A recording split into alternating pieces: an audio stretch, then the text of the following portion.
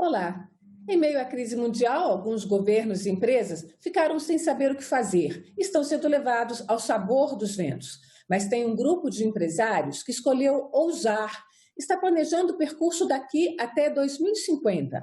São 60 empreendedores, 60 grandes empresas que geram mais de 1 milhão de empregos e definiram como objetivo construir uma economia verde daqui para o futuro. Eles estão aperfeiçoando o documento Visão Brasil 2050. É sobre isso que eu converso com Ricardo Pereira, diretor do Conselho Empresarial Brasileiro para o Desenvolvimento Sustentável, o CEBEDES. Ricardo, muito obrigada pela sua presença no Agenda Econômica. Eu que agradeço, Antônio, a participação, à disposição. Eu queria que você começasse exatamente falando um pouco desse documento Brasil 2050. A maioria do país não está conseguindo pensar nem o fim de 2020, vocês estão pensando em 2050, quer dizer, daqui a 30 anos. Como é que é isso aí? Explica isso para a gente. Pois não, esse projeto Visão 2050 para o Brasil, ele decorre, na verdade, de algo que se iniciou no final dos anos 2000, onde nós tivemos, mais precisamente em 2012, onde, como fruto de um trabalho apresentado, desenvolvido pelo World Business Council for Sustainable Development, nós somos representantes dele no Brasil, lançou em 2010 e nós, então, atualizamos com a visão nacional, tropicalizamos o documento em 2012. Passado esse período, chegamos a 2020, é o momento exato de revisitá-lo, ver o que nós tínhamos como cenário naquele período e tentar evoluir. Era o primeiro momento um documento inspiracional e agora ele passa a ter uma busca mais pela concretude das ações, porque vivemos um momento de implantação dos ODS, ou seja, entre 2020 e 2030, todo mundo vai estar concentrado em atingir os objetivos do desenvolvimento sustentável. Então, começamos esse projeto em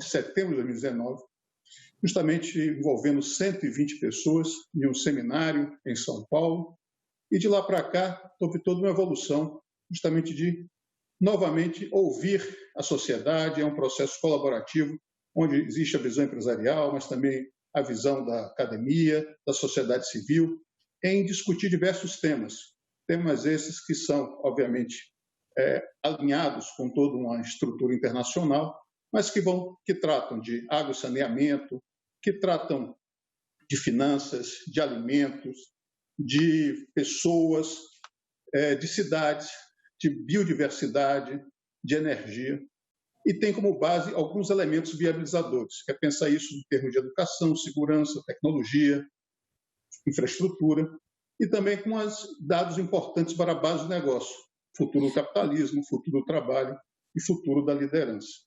Você falou aí nos Objetivos de Desenvolvimento Sustentável, os ODS da ONU, né, que a gente tem aí uma meta do mundo inteiro e do Brasil especificamente até 2030, e uma delas, a principal e a primeira, é a erradicação da pobreza. A gente sabe que a gente vive num momento de crise em que a pobreza tende a aumentar, na verdade, já a olhos vistos já aumentou, a gente pode até tentar recuperar, mas já aumentou.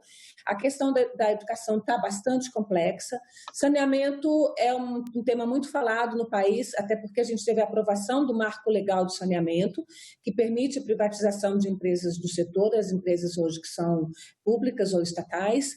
Eu queria que você falasse um pouquinho qual é o balanço, então, que vocês fazem, já que vocês começaram em 2012, hoje, 8, 9 anos depois, qual é o balanço que vocês fazem até aqui? Mudou o país, mudou a visão das empresas?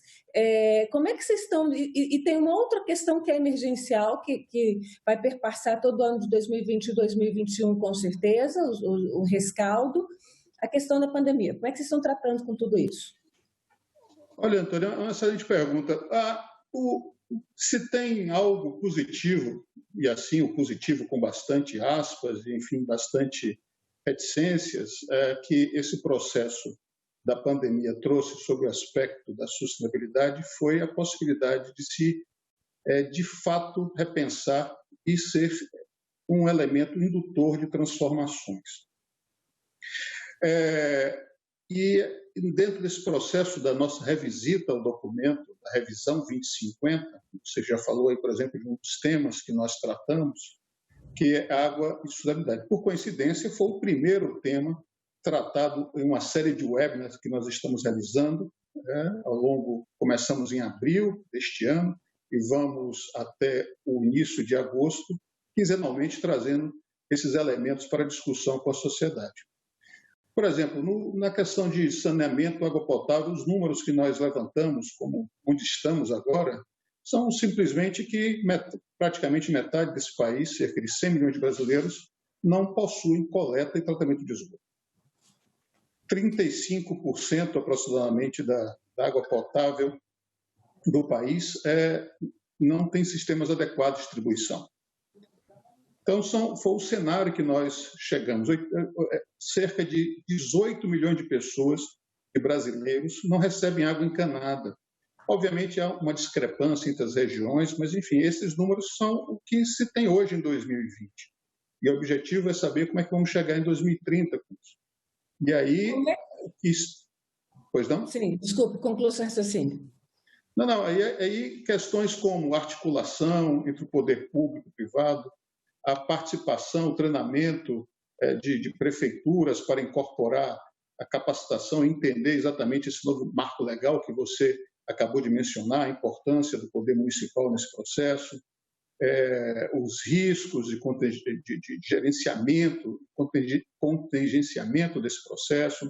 Enfim, tudo isso foi discutido e tratado não só com uma visão atual, mas também elementos que facilitam ou promovem, induzem essa transformação e como consolidar essa transformação. O ponto central que o CEBETS trabalha, e dentro da visão, é que temos, sim, uma meta de universalização do serviço de água e esgoto nesse país. É uma questão que precisa, de fato, ser acelerada. Você está falando aí em articulação e vocês são empresas grandes, né? Vocês são representantes de grandes empresas. Você está falando em articulação com o governo, que ela é necessária em todo momento, né? Nas 3 esferas, federal, estadual e municipal. Na época que o documento foi elaborado, a gente tinha a questão ambiental de uma forma geral e a questão da redução da pobreza, a questão de uma maior igualdade social, ela ocupava um lugar de destaque na vida política do país. Hoje, questões como principalmente a questão ambiental, elas não estão muito, digamos, na pauta governamental, a não ser por essa necessidade empresarial que a gente está vendo o país começar a ter prejuízos por conta de não tratar bem, de não lidar bem com a questão ambiental nos últimos anos, nos últimos 5 anos principalmente. Como é que vocês estão lidando com essa questão nessa esfera governamental? Vocês que são empresas e que estão, de certa forma, algumas já começando a se ver prejudicadas com isso. Olha, primeiro um ponto importante, né? É a questão do nosso, quando nós do Conselho pensamos nas questões relacionadas à sustentabilidade e seus derivados, há uma visão aqui de Estado. É algo como que deve ser pensado como país, ou seja, que nós desenvolvemos e ajudamos a desenvolver com os nossos CEOs das empresas que compõem o CEBED, exatamente essa visão de longo prazo, de Estado, de país, apartidária, que tenta contribuir. Exemplo clássico disso é o lançamento na semana passada, na última terça-feira, do nosso comunicado relacionado exatamente à questão da Amazônia, onde a gente traz 7 pontos importantes que achamos e entendemos ser importantes para o país, nessa preservação da Amazônia, e dentre eles indicando exatamente caminhos a serem perseguidos e que achamos viáveis como formas de trazer uma sustentabilidade e reflexos positivos para a economia nacional, não só a economia, mas a questão também da reputação do Brasil de um modo geral. Pois não? Você falou semana passada, como a gente está gravando o programa, a gente está falando aí de meados de julho. Data, né? Não tem problema não, mas a gente está falando aí de meados de julho, né? Meados, na primeira semana de julho, enfim, essa carta, esse comunicado, na verdade a palavra é comunicado, foi entregue, foi protocolado junto ao Conselho Nacional da Amazônia Legal, junto à presidência, que é exercida pelo nosso vice-presidente Hamilton Mourão, e ele nos recebeu em audiência junto com outros 7 CEOs das empresas que compõem o CEBED e de outros representantes, de empresas representantes de outras instituições que também assinam esse comunicado, para exatamente uma conversa e, acima de tudo, colocar o setor empresarial com sua experiência, com sua capacidade de gestão, articulação, trabalhar em conjunto, articular com o governo, estabelecer metas para que se possa progredir nesse aspecto. Esse mesmo comunicado foi também protocolado junto à Câmara dos Deputados, ao Senado, no Supremo Tribunal Federal, me perdoe, e também junto à Procuradoria-Geral da República, buscando exatamente audiências e apresentar em detalhes toda essa visão empresarial. Estamos tentando exatamente conversar com os representantes desses poderes e, junto não só os CEBEDs, os CEOs dessas empresas, levar essa mensagem clara e objetiva de que ser possível crescer, progredir, respeitando os limites planetários, respeitando a natureza. A gente tem um conceito na economia sempre de crescer, né? Toda semana se anuncia a previsão de crescimento do PIB, ao fim do ano o grande lance é se o PIB cresceu e quando o PIB cresceu. A gente está vendo agora um momento de queda do PIB. E quando você fala em respeitando os limites do planeta, né, o que os estudos científicos mostram é que se a gente continuar consumindo como está e com essa tentativa de crescimento do PIB como está, o planeta não suporta. Aliás, a gente já está na reserva dos estoques. Como é que vocês lidam com a questão de, em lugar de aumentar o consumo, de aumentar a produção, fazer uma distribuição melhor da produção? Vocês trabalham com esse conceito? Isso é possível no mundo econômico? Sim, muito possível, e discutimos isso na série de webinars que nós fizemos, como eu mencionei, desde abril, em algumas vertentes. Por exemplo, na vertente financeira, como é que isso tem um reflexo? Ou seja, se você fizer um apanhado histórico de todo o avanço econômico financeiro do mundo, você tem um marco importante, que é a crise de 29 e 30 no mundo, onde então todos os investidores que só tinham sobre a mesa a rentabilidade, isso que você mencionou, Lu, e percebeu-se naquele momento que era necessário também incluir o risco.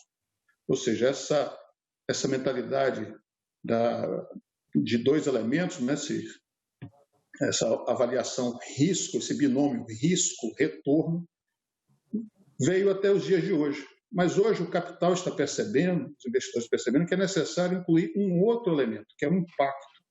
O impacto que aquele seu investimento vai ter sobre a sociedade, vai ter sobre o meio ambiente, como vai ser as emissões de carbono, enfim, isso já é um vetor muito importante de transformação.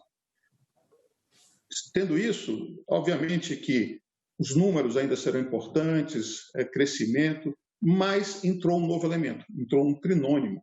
Então, você começa a enxergar o seu investimento, o seu retorno, de uma forma diferente. Talvez, e digo hoje, as empresas estão vendo, se você olhar, por exemplo, a ótica da economia circular, que talvez a questão do volume produzido não seja tão importante quanto a quantidade de serviços que eu presto pelo mesmo produto.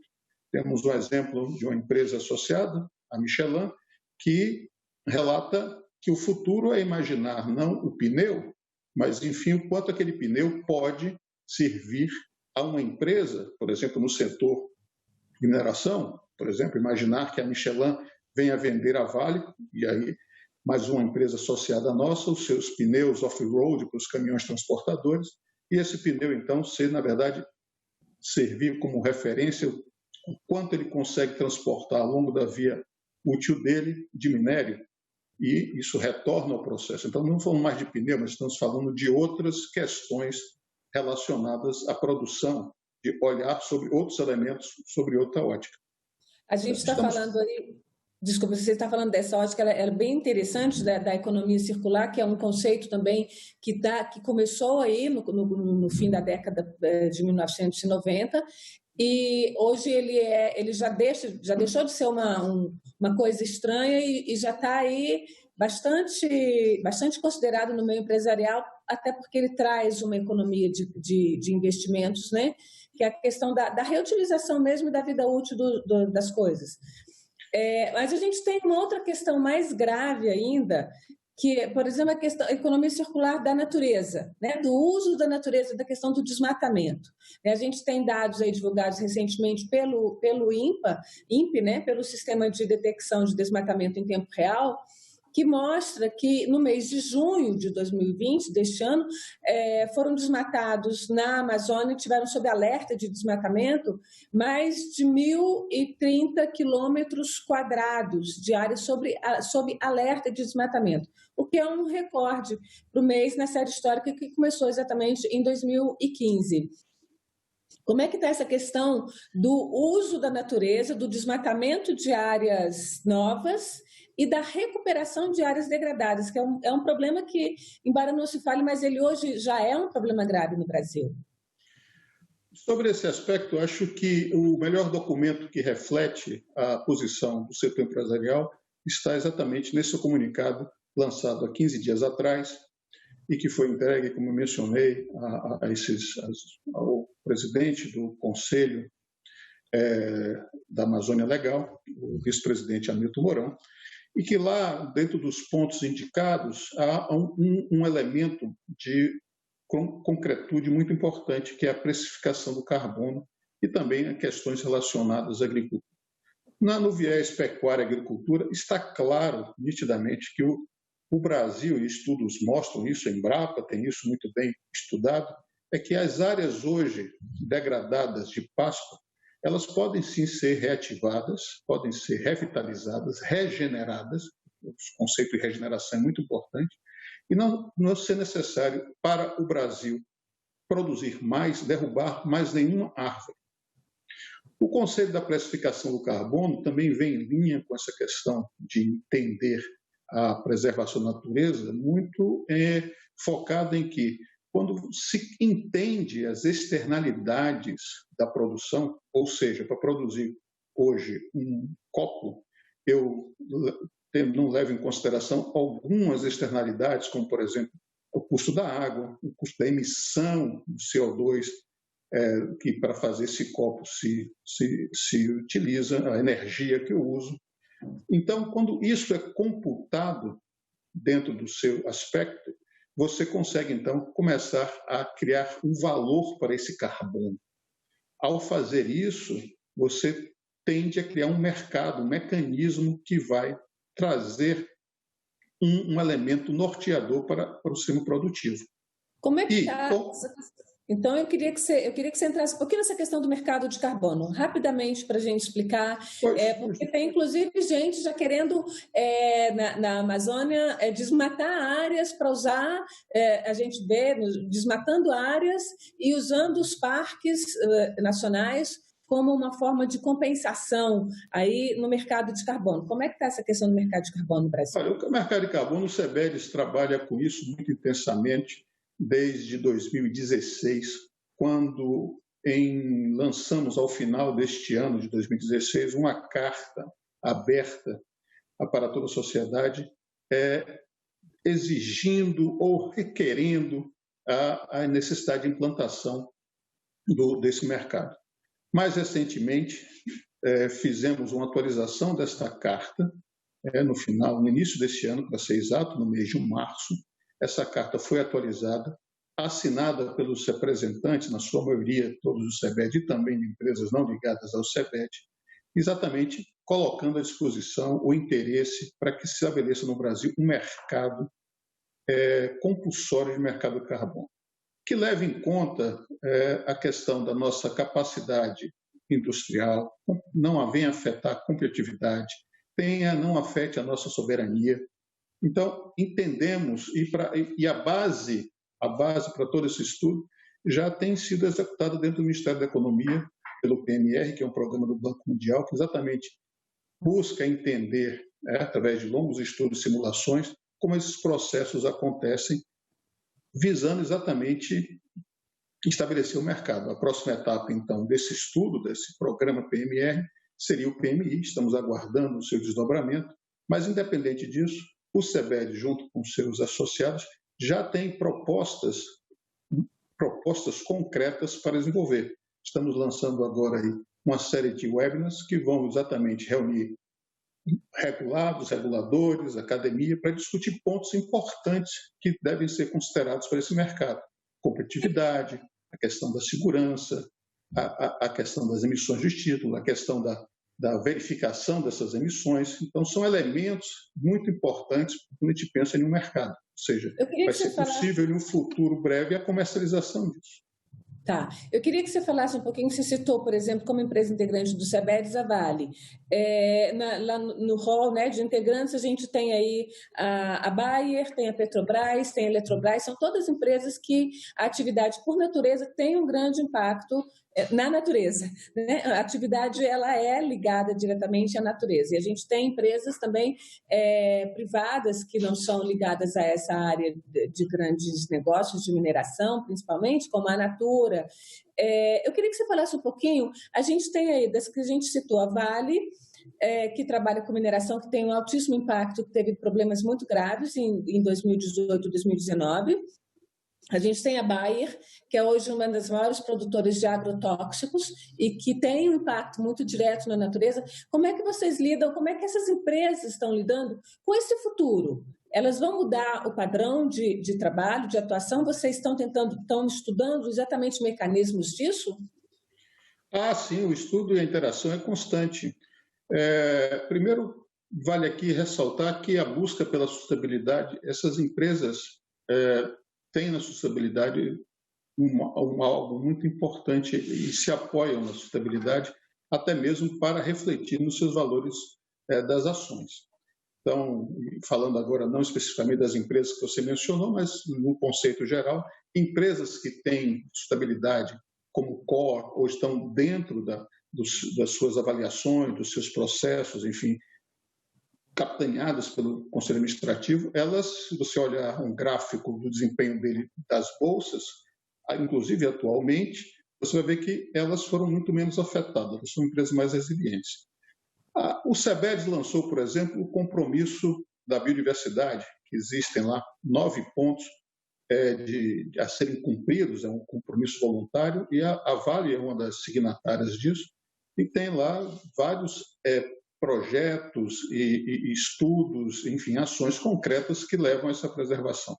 Eles anunciaram recentemente as metas, inclusive para redução de emissões até 2050, eletrificação de frota, enfim, a busca pela sustentabilidade faz parte. A Bayer é uma empresa dentro do SEBEDES bastante ativa, está liderando, uma das empresas que lidera um grupo de trabalho interno nosso, interno à participação de empresas que não são do SEBEDES, sobre justamente a busca por uma visão da transformação sistêmica no setor de alimentos do Brasil, considerando desde da fazenda ao prato. Então, essas atividades nas empresas como um todo, de preservação, de entender, trazer a sustentabilidade para dentro do seu negócio, é muito importante.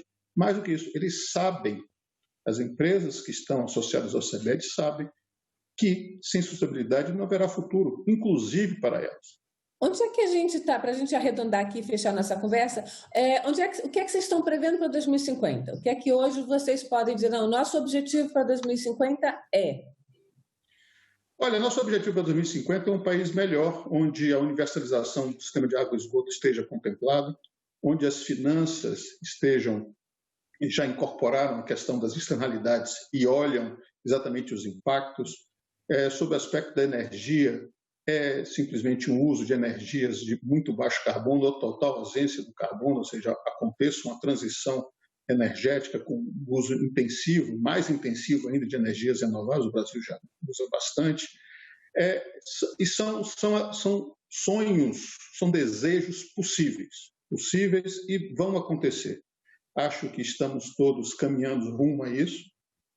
O Brasil será um país melhor, sim, temos dificuldades, mas também temos muito mais oportunidades que conseguem nos tornar mais resilientes e até mesmo em um cenário de potência mundial sobre outros aspectos naturais. A quantidade de ativos que nós temos, ativos naturais, e a forma como nós podemos gerenciar esses ativos, nos torna seguramente um grande player no futuro sobre o aspecto da sustentabilidade e também relacionado com a questão de conservação, a sustentabilidade, mudanças climáticas, etc.